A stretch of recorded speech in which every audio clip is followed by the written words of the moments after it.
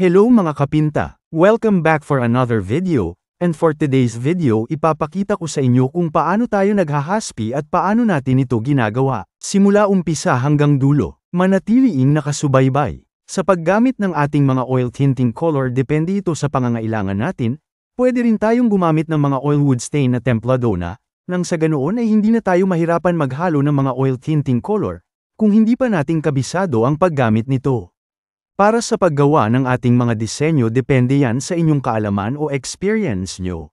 Pwede tayong gumamit ng graining tools o malinis na basahan para sa mga simpleng design, o di kaya mga paintbrush gaya ng gagamitin natin sa video na ito. Sa mga bagong pasok sa ating channel huwag nyo kakalimutan na mag-like, follow and subscribe. Pagkatapos natin maipahid ang ating ginawang wood stain, maghintay lang tayo ng 3 hanggang 5 minuto bago tayo pwedeng gumawa ng ating design.